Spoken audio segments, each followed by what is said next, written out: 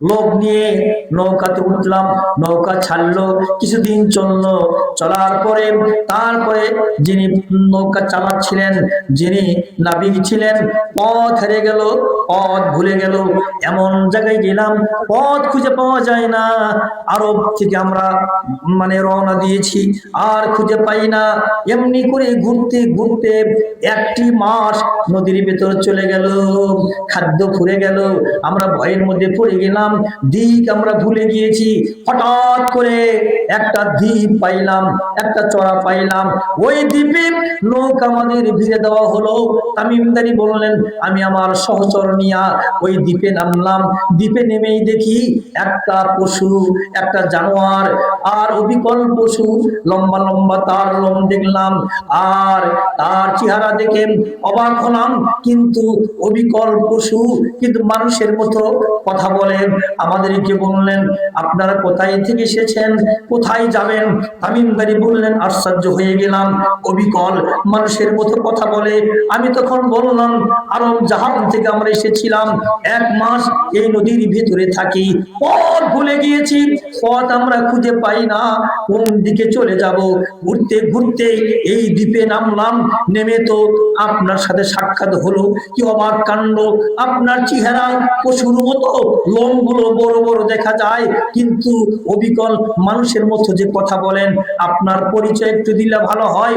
তখন ওই পশু বলছে, ও তামিমদারি, আমি একজন তত্ত্ব সংগ্রহ করার জন্য আমাকে এখানে রাখা হয়েছে, আর আপনারা যদি আপনাদের পথ খুঁজে বের করতে চান, একটু সামনে এগিয়ে যান, সামনে বিশাল একটা গির্জা পাবেন। ওই গির্জায় একজন লোক আছে, বিশাল আকৃতি ধরনের, তার কাছে গেলেই আরব জাহানের সন্ধান মিলে যাবে, পথ সে বলে দিবে। তামিমদারি বললেন, তার সাথে আর বেশি কথা না বলে আমি আমার সহচর নিয়ে চললাম। হেঁটে হেঁটে বিশাল একটা গির্জায় গিয়ে পেলাম এমন একটা লোক, ওই লোকের হাত পা বাঁধা দেখলাম লোহার শিকল দিয়ে, 2 হাত বাঁধা, 2 পা বাঁধা দেখলাম। লোকটা আমাদেরকে বললো, কারাগো, কোথায় থেকে এসেছো? তামিমদারি বললেন, আমি তখন বললাম, আরব জাহান থেকে আমরা এসেছি, পথ ভুলে গিয়েছি, এই দ্বীপে উঠলাম, একটা পশুর সঙ্গে আমাদের সাক্ষাৎ হলো, আমরা পথ ভুলে গিয়েছি, এই পথের সন্ধান তাদের কাছে। যখন তার কাছে বললাম, আপনার কথা বলে দিয়েছে, মেহেরবানি করে আপনি বলে দেন কিভাবে আমরা আরব জাহানে যাব। তখন ওই বাধা অবস্থায় যে ব্যক্তি ছিল, যে লোকটা ছিল, বলল, তামিমদারি, বলবো বলবো, সময় অবশ্যই বলবো, কোনো সন্দেহ করো না, কোনো ভয় করো না। তামিমদারি বললেন, আচ্ছা বলেন তো, আপনার 2টা হাত কেন বাঁধা হলো, 2টা পা কেন বাঁধা, শিকল দিয়ে কেন বাঁধা? তামিমদারি এই প্রশ্ন করার সাথে সাথে যাকে বেঁধে রাখা হয়েছে উনি বলছেন, তামিমদারি রে, আমি তোমাকে 3-4টা প্রশ্ন করব, এর জবাব সঠিক যদি হয়ে যায় আমার পরিচয় দেব, তোমার পথের সন্ধান দিয়ে দেব, এবং আমাকে কেন শিকল দিয়ে বেঁধে রাখা হয়েছে এটাও বলবো। আগে বলো বলো, আরব জাহান যে তোমার বাড়ি, ওই আরবে এমন একজন মহামানবের আগমন ঘটবে, এমন একজন মানুষের জন্ম হবে, যেই লোকটা জীবনে মিথ্যা বলে না, যেই লোকটা জীবনে ওয়াদা খেলাপ করবে না, যেই লোকটাকে মক্কা থেকে মদিনায় মানুষেরা তাড়াইয়া দিবে, মক্কা থেকে মদিনায় হিজরত করবে।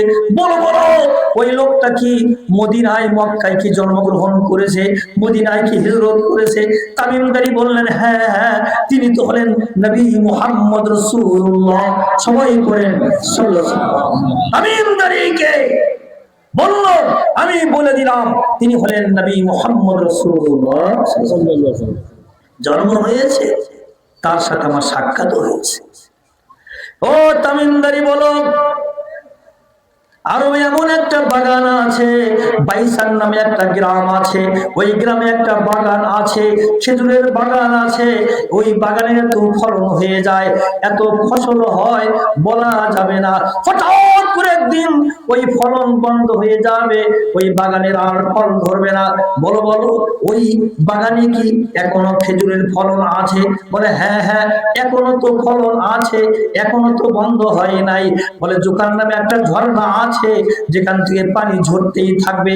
হঠাৎ করে একদিন ঝর্ণা বন্ধ হয়ে যাবে। বলো বলো এখন কি ঝর্ণা বন্ধ হয়ে গেছে? বলে না না, এখনো তো বন্ধ হয় নাই। তামিমদারি রে, যেদিন ওই ঝর্ণা বন্ধ হয়ে যাবে, ওই বাগানের ফলন বন্ধ হয়ে যাবে, ওই দিন আমার হাতের বাঁধন খুলে যাবে, পায়ের বাঁধন খুলে যাবে। তখন আমি বের হব, আমার পরিচয় আমি দিয়ে দেই, আমি হলাম দাজ্জাল, মানুষের ঈমান নষ্ট করব। নাউজুবিল্লাহ বলে। হাদিসটি সহিহ মুসলিমে আছে। নবী বললেন তার জন্ম তো হয়েছে, প্রকাশ হওয়াটা তার বাকি আছে। তিনি 40 দিন দুনিয়াতে থাকবেন, প্রকাশ হয়ে থাকবেন। তবে একটা দিন চলে যাবে, প্রথম দিন হবে 1000 দিনের মতো একদিন। সুবহানাল্লাহ বলে। আরেকবার কোন সুবহানাল্লাহ। তাকবীর। ফিতনা দিয়ে গোটা সমাজ ভরে গেছে। তবে একটা হাদিস আপনাদের শোনাই, কারণ সোনালী যুগ চলে গেছে, ওটাও পাই নাই। সামনে একটা সোনালী যুগ চললে সে আল্লাহর আল্লাহ নবী হযরত ঈসা নবী আসার পরে 40 বছর যে একটা খেলাফত